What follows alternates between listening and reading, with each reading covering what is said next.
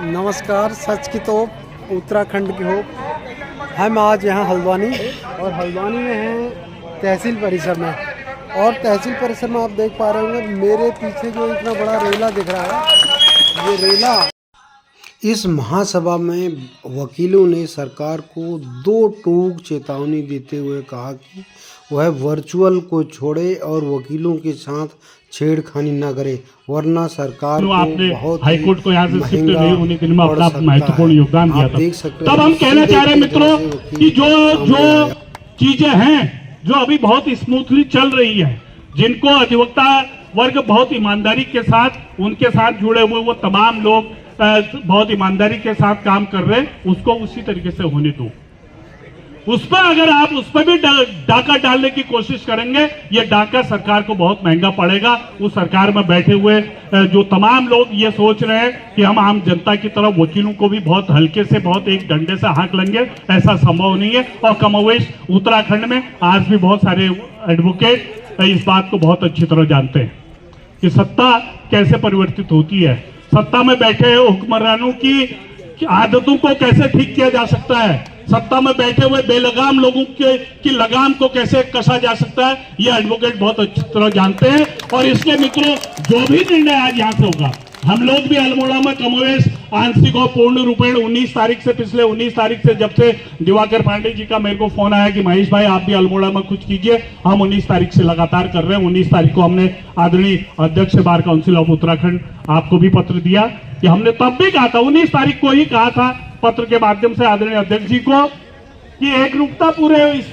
आंदोलन में आनी चाहिए।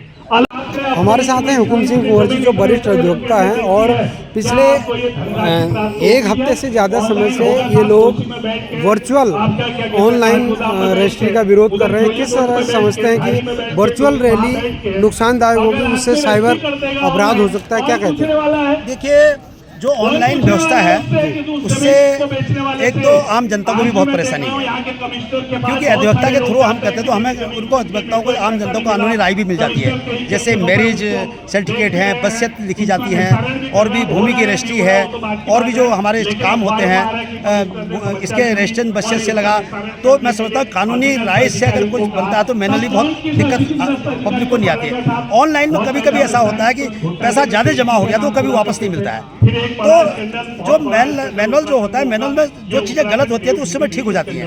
मैं समझता हूँ कि इससे एक तो बेरोजगारी बहुत बढ़ेगी। जैसे आप देख रहे हो हमारे तहसील में दस्तावेज हैं, अर्जुन मेस है, एडवोकेट है, जूनियर एडवोकेट है, विशेष तौर से मैं समझता हूँ उनको बहुत दिक्कतें आने वाली है काम के लिए। मैं तो सरकार से निवेदन करना चाहूँगा कि जो पुरानी व्यवस्था उसको लागू करें और ऑनलाइन भी रखें, दोनों चीज़ रख दें। दोनों चीज़ होने से जो विकल्प दोनों रख दें, कोई दिक्कत नहीं इसमें। ऑनलाइन जो कराना चाहे ऑनलाइन कराएं और जो मैनुअल कराना चाहे मैनुअल कराएं, इसमें कोई विपत्ति नहीं। विरोध तो वर्चुअल का हो रहा है ना, क्योंकि ऑनलाइन तो अभी भी वैसे ऑनलाइन ही है, लेकिन वर्चुअल है कि वो घर पे बैठे रजिस्ट्री कर ले, कोई बंदूक की नोक पर रजिस्ट्री कर ले, कोई कैसे रजिस्ट्री कर ले। बिल्कुल वही है वर्चुअल है। ये मैं समझता हूँ कि इससे बहुत दिक्कत आएगी वर्चुअल में, क्योंकि उससे आप सत्यता प्राप्त कर ही नहीं पाओगे। आज तो ड्राफ्टेड बाई हम लॉयर्स का नाम लिखते हैं, अर्जुन मेस का नाम, उनके पास लाइसेंस होते हैं, सरकारी लाइसेंस होते हैं। और CSC सेंटर तो फर्जी भी खुल जाएंगे, कोई पता ही नहीं चलेगा, कोई चुपचाप किसी घर में ले जाएगा, सब यहाँ रजिस्ट्री हो रही है। तो मैं समझता हूँ कि सरकार को इस पर संज्ञान लेना चाहिए। मैं स्वतः मुख्यमंत्री से भी इस बारे में बात करूंगा कि जो पुरानी व्यवस्था है उसको लागू कर दिया जाए। बहुत बहुत धन्यवाद। हमारे साथ हैं रुद्रपुर उधम सिंह नगर जिला बार एसोसिएशन के अध्यक्ष दिवाकर पांडे जी, जो कि आज यहाँ पर महासभा में प्रतिभाग करने के लिए पहुँचे थे। हम उनसे जानते हैं कि किस तरह से जो ये वर्चुअल रजिस्ट्री का जो सरकार के द्वारा एक नियम या कानून लाया जा रहा है, उसका किस तरह से अराइज निवेश, स्टाम्प विक्रेता और अधिवक्ताओं को किस तरह से उनकी रोजी रोटी पर असर पड़ेगा, ज़रा ब्रीफ से बताएंगे। निश्चित रूप से सबसे पहले मैं आपके चैनल का धन्यवाद अदा करता हूं, और आपके जितने फॉलोअर हैं, सब्सक्राइबर हैं, उनका धन्यवाद अदा करता हूं कि ऐसी सूचनाएं जो लोकतंत्र के चौथे स्तंभ के रूप में आप जागरूकता से लेके आए हैं। आज महापंचायत इस हल्द्वानी में पूरे कुमाऊं मंडल की, जिसमें उधम सिंह नगर से प्रतिभा करने हम सब लोग पहुँचे हैं। जहाँ तक बात है इस राज्य सरकार की, राज्य सरकार ने एक समान नागरिक संहिता का एक कानून बना करके देश में सर्वोच्च पायदान स्थापित किया है, पहला राज्य होने का गौरव हासिल किया।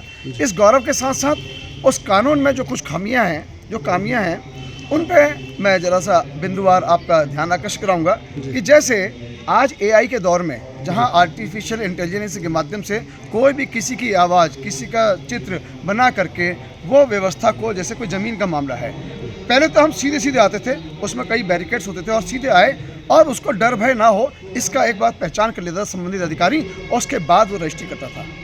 आज घर बैठे किसी भी कोने पे, गन पॉइंट पे कुछ भी बुलवा ले, कुछ भी कहलवा ले, एक बात। दूसरा, वसीयत जैसे तकनीकी दक्षता हासिल किए जाने वाले ऐसे अधिवक्ता साथी जिन्होंने पूरा जीवन निकल दिया उन कानूनों को पढ़ने में, जिसमें अब सीएससी सेंटर के उन साथियों को जिनको वो डिग्री हासिल नहीं है और उनमें इतनी खामियां आएंगी जिससे इस राज्य में इतनी एनार्की बढ़ेगी, इतनी अराजकता बढ़ेगी कि संभाले नहीं संभलेगा। आप देखेंगे विदेशों में कई बार ऐसे आंदोलन हो जाते हैं, बड़ी बड़ी सरकारों को, राजाओं को, राष्ट्रपतियों को देश छोड़ के भागना पड़ता है। ऐसी एनार्की का ये स्वरूप लेने जा रहा है, जो निश्चित रूप से अधिवक्ता जिस बात का सुझाव दे रहे हैं उसको आत्मीयता से स्वीकार करते हुए उसको जनता के हित में लागू करना चाहिए। बहुत बहुत